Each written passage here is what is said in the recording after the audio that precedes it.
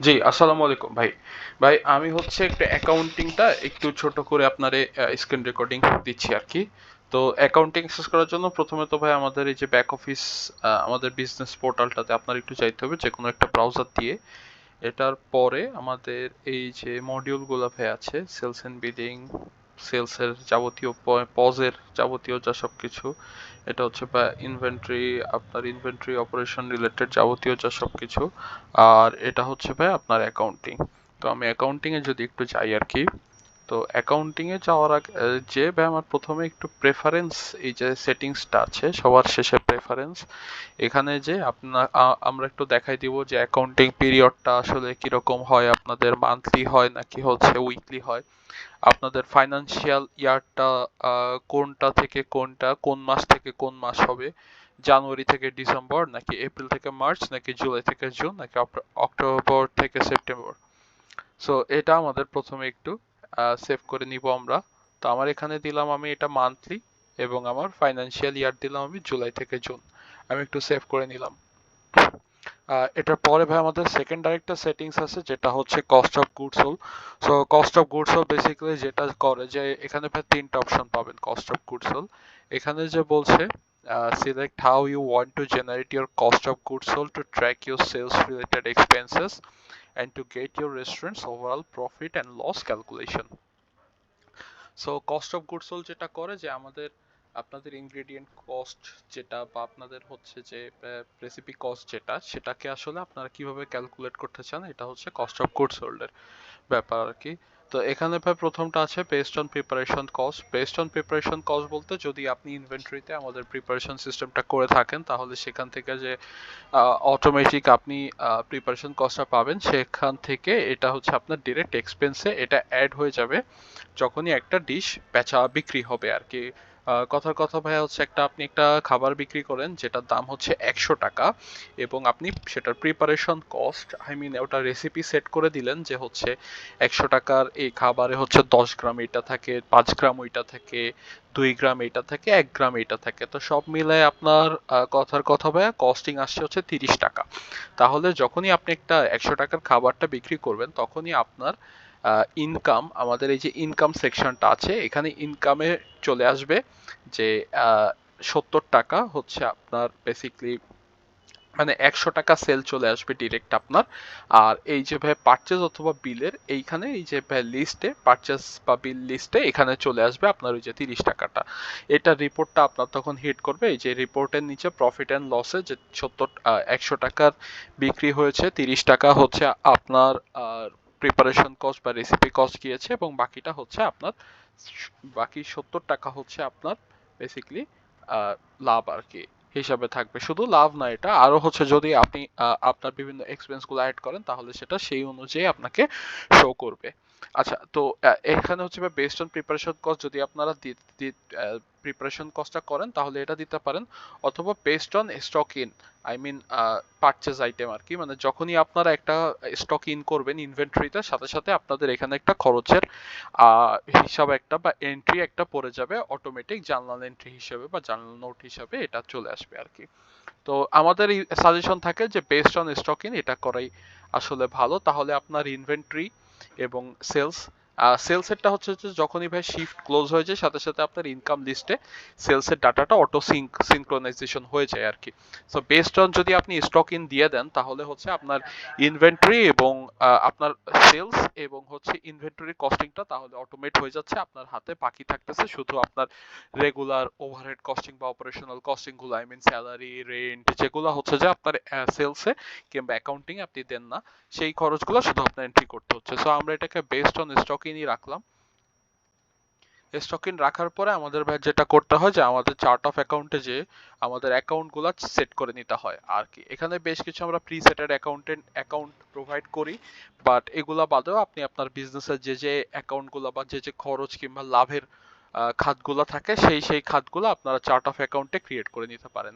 এখানে আমাদের অ্যাকাউন্ট টাইপের মধ্যে বিভিন্ন অ্যাকাউন্ট টাইপও আপনি ক্রিয়েট করতে পারেন, অ্যাকাউন্ট আমি যদি একটু নিউ অ্যাকাউন্ট টাইপে ক্রিয়েট করি, যদি হয় এটা আপনার এক্সপেন্স, তাহলে আপনি আমাদের এই যে অ্যাকাউন্ট টাইপের আপনার হচ্ছে অ্যাকাউন্টের টাইটেলটা দিয়ে প্যারেন্ট অ্যাকাউন্টটা কিরকম হবে, আই মিন ফিক্সড অ্যাসেটের আন্ডারে এটা পড়বে, নাকি এটা লায়াবিলিটির আন্ডারে পড়বে, নাকি এটা ইকুইটির আন্ডারে পড়বে, নাকি হচ্ছে এটা এক্সপেন্সের আন্ডারে পড়বে, নাকি এটা ইনকামের আন্ডারে পড়বে, সেটা আপনি একটু দেখাই দিবেন, তাহলে সেই অনুযায়ী আপনার হচ্ছে অ্যাকাউন্টটা ক্রিয়েট হয়ে যাবে। এটার পরে আমি চার্ট অফ অ্যাকাউন্টে যে আমাদের ওয়ার্কিং যেসব অ্যাকাউন্টগুলো আছে সেগুলোকে একটু কনফিগার করে নিব আর কি।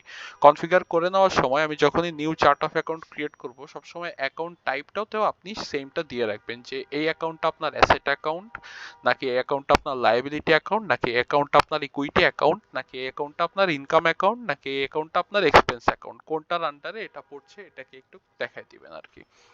সো এটাকে দেখায় দেওয়ার পরেই আপনি অ্যাকাউন্টগুলা ক্রিয়েট করবেন। এখানে ভাই অ্যাকাউন্টের একটা কোড থাকে, অ্যাকাউন্টের কোডগুলা যদি আপনারা দিতে চান সেটা দিতে পারবেন। এখানে ভাই একটা ডেসক্রিপশন বক্স থাকে, এই অ্যাকাউন্টটা কিসের জন্য, কোন কারণে, সে যদি ডিটেলসে আপনারা লিখতে চান সেটাও লিখতে পারবেন। অ্যাকাউন্টিং এ হচ্ছে ভাই যত ডিটেলসে ডাটা দেওয়া যায় তত আপনাদের পক্ষে হয়তো ট্র্যাক ডাউন করাটা একটু সুবিধা হবে আর কি। তো আমরা চার্ট অফ অ্যাকাউন্টের বানানোর পরে এখানে হচ্ছে ভাই আমাদের যেটা আছে, সো ইনকামের তো আর যেহেতু অটো ডাটাটা সেলসের ডাটাটা সিনক্রোনাইজেশন হচ্ছে, সেহেতু তো আপনাদের আর নতুন করে ইনকামের ডাটা দেওয়ার প্রয়োজন হচ্ছে না। কিন্তু পারচেজে আপনার যেটা যেটা পারচেজ হবে সেটা সেটা যদি আপনি নিউ পারচেজে ক্লিক করেন, পারচেজটা হচ্ছে ভাই আপনি যদি কোনো কিছু কিনেন সেটাকে আমরা পারচেজ বলি আর কি। সেটা ব্যবসার যে কোনো কোনো কিছু হতে পারে, যেমন আপনি একটা নতুন ব্লেন্ডার কিনছেন, সেটাকে আপনি পারচেজ হিসেবে দেখাতে পারেন আর কি।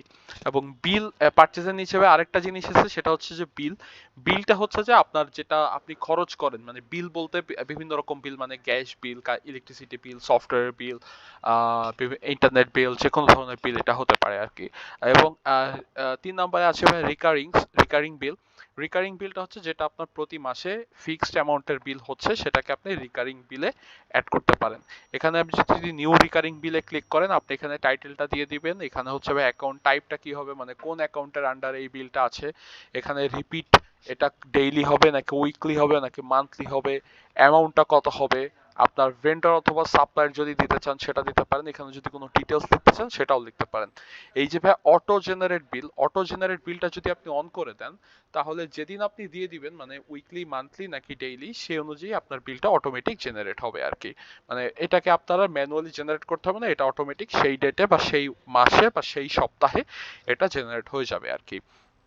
এবং এখানে হচ্ছে যে পেমেন্টস মেডের আগে আমি একটু পারচেজে যদি আমি একটা দেখাই তাহলে মনে হয় বেটার হয়। আমি একটা নিউ পারচেজে ক্লিক করলাম। সো নিউ পারচেজে ক্লিক করলে এখানে আপনার ডেটটা একটু দিয়ে দিবেন, এখানে ভাই অ্যাকাউন্টটা দিয়ে দিবেন, কোন অ্যাকাউন্টটা আপনারা হচ্ছে করবেন এখানে। যেমন আমি হচ্ছে যদি একটা ছোট্ট বানায় দেখাই আপনাকে, সেটা হচ্ছে ধরেন একটা ইকুইপমেন্টের আন্ডারে আমি একটা খরচ, নিউ একটা পারচেজ দেখাচ্ছি আর কি। ধরেন ভাই পারচেজটা হচ্ছে 100 টাকার। তো জার্নাল নোটে দিয়ে দিলাম হচ্ছে আমি purchase for my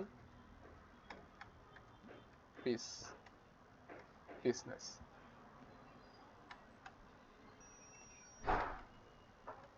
purchase for my business. এই সেম জার্নাল নোটটা আপনি একটু কপি করে জাস্ট এখানে এই যে জার্নাল রেফারেন্স যেটা আছে, আপনি একটু জার্নাল রেফারেন্সটা সেম জিনিসটাই রাখবেন, তাহলে ট্র্যাক ডাউন করা ইজি হবে। এবং এই যে 100 টাকার আপনি পারচেজটা করলেন, এই পারচেজটা যদি আপনি পেমেন্ট করেন, তাহলে এখান থেকে যদি ভাই পুরো পেমেন্টটা না করেন, ধরেন আপনি ওনাকে পেমেন্ট করছেন 80 টাকা, এখানেও আপনি অ্যাকাউন্ট ক্রিয়েট করে নিতে পারবেন। ওই যে চার্ট অফ অ্যাকাউন্টে যে এই অ্যাকাউন্টগুলো, এইসব ক্যাশ এবং ক্যাশ ইকুইভ্যালেন্ট অ্যাকাউন্টগুলো আপনি ক্রিয়েট করে নিতে পারবেন। যেমন আমি ওনাকে ব্র্যাক ব্যাংক থেকে দিয়েছি 80 টাকা, এবং কোনো যদি ভাই ইনভয়েস থাকে, ইনভয়েসগুলো আপনার এখান থেকে অ্যাটাচ করতে পারবেন। আমি আমাদের একটা লোগো অ্যাটাচ করে দিয়েছি। তো ক্রিয়েট করলাম, তো এখন নিউ পারচেস প্রিভিউ আসছে, আপনি একটু দেখে নেবেন যে সবকিছু ইনফরমেশন যেগুলো ছিল সেগুলো সবকিছু ঠিক আছে নাকি, এটা কনফার্ম করে দিলে তাহলে আমার একটা পারচেজ হয়ে গেল। এখন আমরা যদি অ্যাকাউন্ট মেড অপশনটাতে যাই, তাহলে আপনি দেখতে পারবেন, আমরা যদি একটু আজকের ডেটটা শুধু ফিল্টার করি, আজকে হচ্ছে 11 তারিখ। 11 তারিখ দিলে দেখেন যে আমার একটা আছে যে ব্র্যাক ব্যাংকের একটা জাস্ট খরচ, সেটা হচ্ছে যে ক্রেডিট হয়েছে। এখান থেকে আমরা এটাকে দেখতে পারতেছি আর কি, মানে ফিল্টার করতে পারতেছি আর কি পেমেন্টস মেডে, যে আমি কত টাকা পেমেন্ট দিয়েছি। এবং অ্যাকাউন্টস পেবল এই যে আমি 80 টাকা দিয়েছি, এটা হচ্ছে ভাই এখানে দেখাচ্ছি আর কি, যে আমি 100 টাকার মধ্যে 80 টাকা দিয়েছি ব্রাক ব্যাংক থেকে। নোটটা হচ্ছে ভাই লেখাটা ইম্পর্টেন্ট, কারণ হচ্ছে যে নোটে দেখতে পারবেন যে এটা কিসের জন্য টাকা, আর এই যে অ্যাটাচমেন্টটা তো আপনি ক্লিক করলে এটা দেখতে পারবেন যে অ্যাটাচমেন্টটাতে কি হিসাবে আছে আর কি। এটার পরে যদি আমি দেখতে চাই যে ভাই আমার আজকে কত টাকা দেওয়ার বাকি আছে, সেক্ষেত্রে আমরা যাব হচ্ছে অ্যাকাউন্টস পেয়েবলে। অ্যাকাউন্টস পেয়েবলে যে আমি যদি ভাই একটু ডেটটা ফিল্টার করি, আজকে হচ্ছে ভাই জুলাইয়ের 11 তারিখ, তো আমি জুলাইয়ের 11 তারিখটা যদি একটু ফিল্টার করি, তাহলে দেখবেন যে আমার একটাই অ্যামাউন্ট আছে, সেটা হচ্ছে অ্যাকাউন্টস পেয়েবলের আন্ডারে ভেন্ডর 20 টাকা। এটা হচ্ছে আমার একটা পেয়েবল অ্যাকাউন্ট আছে আর কি। পারচেজ ইনভেন্টরি আইটেম এখানে আমার হচ্ছে যে এটা আছে। সো এভাবে আপনি যে কোনো কোনো কিছু পেমেন্ট করতে পারবেন। এবং এই 20 টাকাটাও যদি ভাই পেমেন্ট করতে চান, এটার পাশে মেক পেমেন্টের একটা অপশন পাবেন, এখান থেকে আপনি মেক যদি পেমেন্ট করে দেন, ধরেন এই টাকাটা, এই 20 টাকা আমি ওনাকে ক্যাশে দিলাম, তাহলে এই ফিল্ডটা জিরো হয়ে যাবে এবং অ্যাকাউন্টস মেডে যে এটার একটা রিফ্লেকশন আমরা পাবো। আমি যদি ভাই আজকের ডেটটা একটু ফিল্টার করি, দেখেন আমার প্রথমে ছিল 20 টাকা, সেটা ক্যাশে, এবং প্রথমে ছিল 80 টাকা, সেটা হচ্ছে যে আপনার ব্রাক ব্যাংকে। সো এটা হচ্ছে যে আমাদের ভাই পারচেস সেকশনটা, এখানে ইনকাম লিস্টে আপনার ডেইলি যেসব আপনি সেলটা করেন আর কি, সেই সেলটা যখন আপনি শিফটটা বন্ধ করবেন, তখনই আপনি এখান থেকে ডেটাটা পেয়ে যাবেন আর কি। আমি যদি একটু একটু লং ডেট ফিল্টার করি আর কি, আমি ফেব্রুয়ারির 1 থেকে আমি হচ্ছে মের 31 তারিখ পর্যন্ত যদি একটু ফিল্টার করি, এখানে সব sales revenue, service charge revenue সবই আপনি এখান থেকে পাবেন আর কি। এটা যদি ভাই ডাউনলোড করতে চান এজ এ পিডিএফ ফরম্যাট, সেক্ষেত্রে আপনি অ্যাজ এ পিডিএফ ফরম্যাট এটাকে ডাউনলোডও করে রাখতে পারবেন আর কি।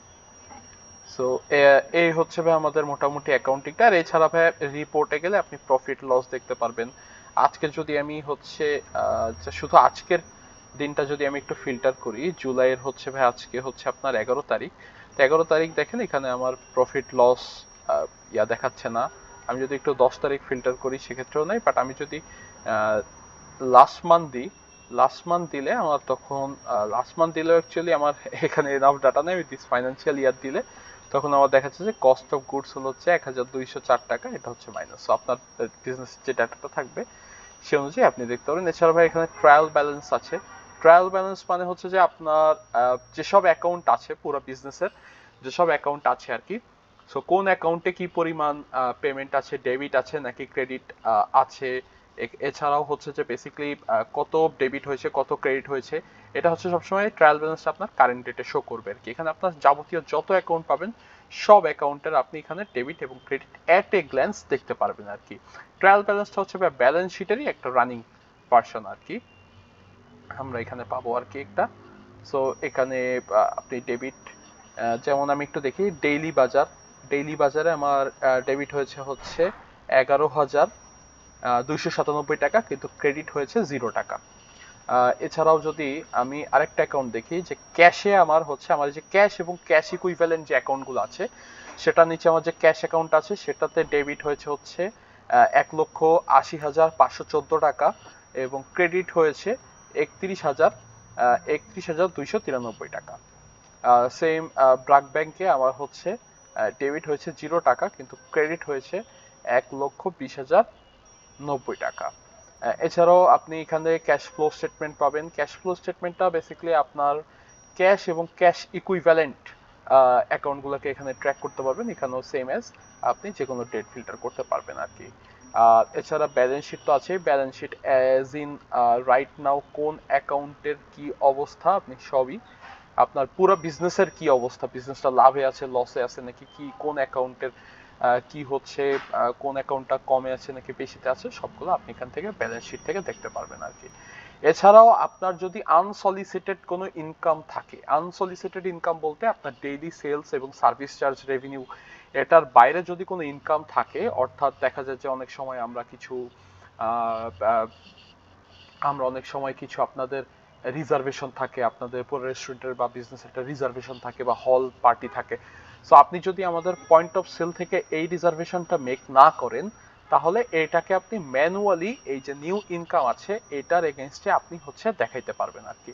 আমি যদি একটু দেখাই আর কি, এখানে আমার অ্যাকাউন্টটা ক্রিয়েট করা নাই, বাট আমি একটা ডেলিভারি ইনকামের আন্ডারই একটা দেখাচ্ছি।